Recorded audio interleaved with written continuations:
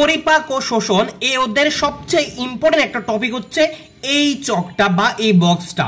শুধু এই অধ্যায়ের জন্য না, পুরা বইয়ের মধ্যে যতগুলো বক্স রয়েছে বা যতগুলো চক রয়েছে তার মধ্যে সবচেয়ে ইম্পর্টেন্ট একটা বক্স হচ্ছে এই বক্স। কারণ ভাইয়া এখান থেকে তোমার মেডিকেল বলো, ভার্সিটি বলো কিংবা একাডেমিক বলো, প্রায় সব জায়গায় এই কোশ্চেনটা আসে, এখান থেকে এই টপিক থেকে কোশ্চেনগুলো আসে। কিন্তু আমরা কোশ্চেনের প্যাটার্ন বুঝতে হয় না, কিংবা কোশ্চেনটা কিভাবে আনসার করতে হবে সেটা বুঝতে হয় না। আর অনেক সময় আমরা এই জিনিসগুলো কিভাবে মনে রাখতে হয়, আমরা কিন্তু এই জিনিসটা টেকনিক্যালি না পড়ে এমনি তোমার রিডিং আকারে পড়ে যায় না। আসলে এখান থেকে আমাদের এই বক্সটা টেকনিক্যালি পড়তে হবে এবং কোশ্চেনের প্যাটার্নটা বুঝতে হবে। তো চলো দেরি না করে আমরা শিখে ফেলি এখান থেকে কিভাবে কোশ্চেন আসতে পারে, কিভাবে কোশ্চেনগুলো মনে রাখতে হয়। দেখো এখানে তোমার বিভিন্ন পরিপাক স্থল রয়েছে।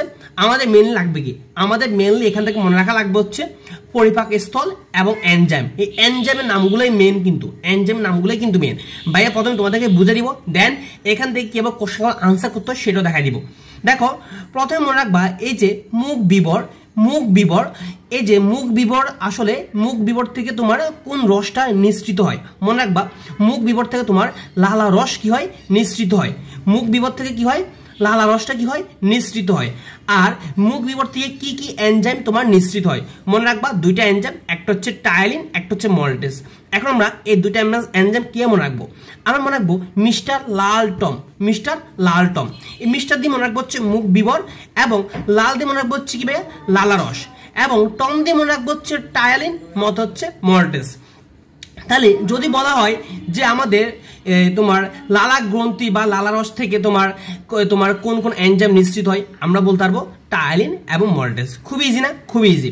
এরপর আসো এই যে পাকস্থলীর মধ্যে তোমার একটা হচ্ছে প্রোটিন পরিপাককারী এনজাইম, একটা হচ্ছে লিপিড পরিপাককারী এনজাইম। কিভাবে মনে রাখবো, আমরা পাকস্থলীর প্রোটিন পরিপাককারী এনজাইমগুলো মনে রাখবো ফ্যারেজ।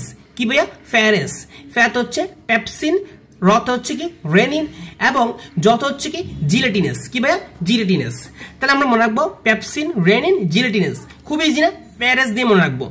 এরপর আসো লিপিড পরিপাককারী এনজাইম, এটা মাত্র একটা, আমরা এটা এত ট্রিক্স দিয়ে পড়ার কিছু নাই, এটা জাস্ট মনে রাখবা সিম্পল। লিপিড পরিপাককারী এনজাইম হলো তোমার গ্যাস্ট্রিক লাইপেজ। কি ভাইয়া, গ্যাস্ট্রিক লাইপেজ, একদম সিম্পল। এরপর আসো তোমার ক্ষুদ্রান্ত। এই ক্ষুদ্রান্তের মধ্যে বিভিন্ন ভাগ রয়েছে, একটা হচ্ছে অগ্নাশয়, একটা হচ্ছে কি তোমার আন্তিক গ্রন্থি। এখন আসো অগ্নাশয়, এই অগ্নাশয়ে তোমার কার্বোহাইড্রেট পরিপাককারী এনজাইম কি রয়েছে, প্রোটিন পরিপাককারী এনজাইম কি রয়েছে, লিপিড পরিপাককারী এনজাইম কি রয়েছে মনে রাখবা। এই যে তোমার অগ্নাশয়ের কার্বোহাইড্রেট পরিপাককারী এনজাইমগুলো মনে রাখবো আম। কি, আমরা আম, আম তো আমরা সবাই খাই, আমাদের অনেকের খুবই পছন্দের একটা ফল। আমরা আম দিয়ে মনে রাখবো কি অ্যামাইলেজ, আতে অ্যামাইলেজ, মত হচ্ছে মল্টেস। তাইলে অগ্নাশয়ের কার্বোহাইড্রেট পরিপাককারী এনজাইমের নাম কি আম, আত হচ্ছে অ্যামাইলেজ, মত হচ্ছে মল্টেস।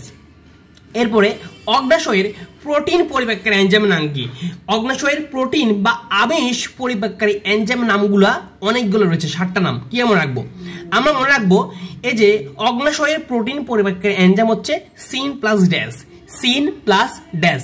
অর্থাৎ যেসব শব্দের শেষে আমরা সিন দেখবো কিংবা ড্যাশ দেখবো, ওইগুলোকে আমরা বলে দিব কি, সেগুলো হচ্ছে অগ্নাশয়ের প্রোটিন পরিপাককারী এনজাইম। তাহলে সিন প্লাস ড্যাশ, সাথে একটা মনে রাখবা কোলাজিনেস। তাহলে সিন প্লাস ড্যাশ আর কোলাজিনেস, এই 3টা জিনিস হচ্ছে কি তোমার অগ্নাশয়ের প্রোটিন পরিপাককারী এনজাইম।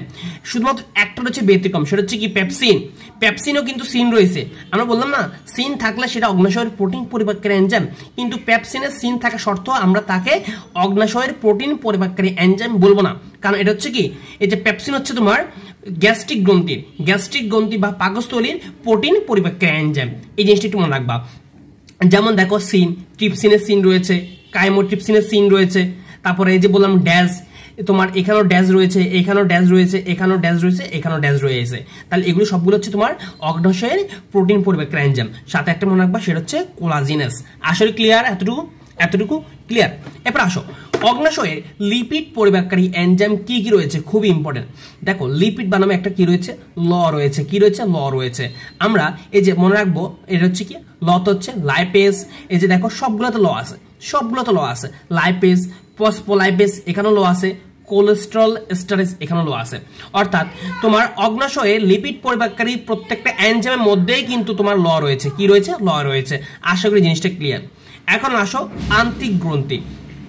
আন্তিক গ্রন্থির কার্বোহাইড্রেট পরিপাককারী এনজাইমগুলো কি মনে রাখবো, আন্ত্রিক গ্রন্থির কার্বোহাইড্রেট পরিপাককারী এনজাইমগুলো মনে রাখবো মশলা দিয়ে। আমরা কিন্তু বিভিন্ন তরকারির মধ্যে কি ব্যবহার করি, মশলা ইউজ করি, যাতে একটু কি হয় তরকারিগুলো খেতে সুস্বাদু হয়।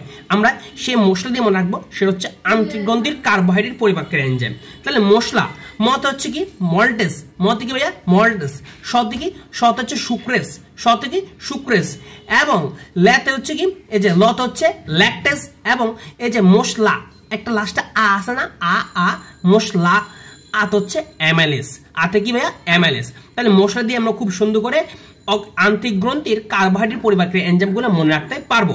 এরপর আসো প্রোটিন পরিপাককারী এনজাইম, এটা আমরা এমনি মনে রাখবো, খুবই সিম্পল, সেটা হচ্ছে অ্যামিনো পেপটাইডেস। এরপরে আন্ত্রিক গ্রন্থির লিপিড পরিপাককারী এনজাইমগুলো কি মনে রাখবা, আন্ত্রিক গ্রন্থির লিপিড পরিপাককারী এনজাইমগুলো মনে রাখবা আলি, কি আলি, আলি দিয়ে মনে রাখবা। আতে হচ্ছে অ্যালকাইলাইন ফসফেটেস, অ্যালকালাইন ফসফেটেস, এবং লত হচ্ছে কি লাইপেস।